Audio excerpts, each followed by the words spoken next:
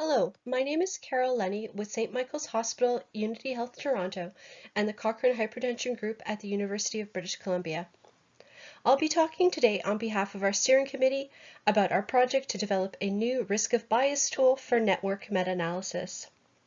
Please tweet us at Carol_Lenny and use the hashtag NMA. Several tools are designed with different purposes. Some for assessing reporting quality, some for quality of conduct, but none so far have been designed to assess risk of bias in network meta-analyses. To assess reporting quality of NMAs, users could use the 2015 Prisma NMA statement or the 2011 NICE UK DSU checklist.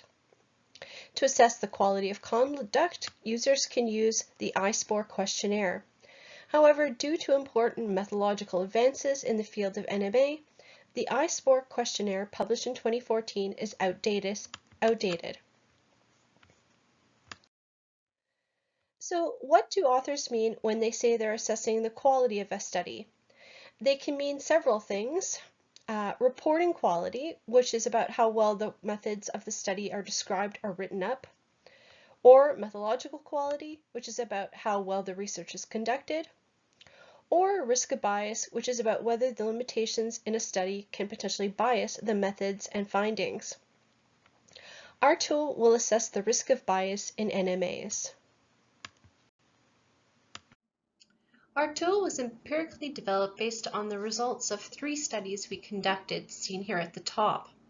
In the first stage, we did a review to identify checklists, tools, or questionnaires to extract any items related to biases and network meta-analysis for potential inclusion in our tool. After we decided on items contained in the tool, we conducted a multi-round Delphi survey with experts to select items to include in the tool. Then, in the third stage, we conducted a survey to ask decision makers about how they will use the tool. These 3 studies were used by the steering committee to make conceptual and structural decisions about the tool and its content. This led to a first beta version of the tool. So our beta version is shown here. So our risk of bias NMA tool is intended to supplement an assessment of the bias in an underlying review, which ideally would be a systematic review.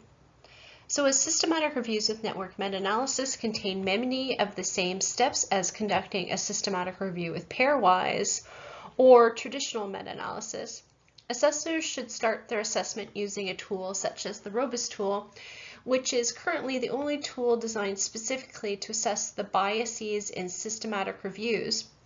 And the ROB NMA tool is designed specifically to complement a robust assessment of an underlying systematic review. So structural decisions that our committee made were that the tool would contain 3 domains, and each domain would contain signaling statements with answers being yes, probably no, no, or no information. In terms of content, the tool contains 14 signaling statements, and after answering the statements in each domain, the assessor then makes an overall judgment of low, high, or unclear risk.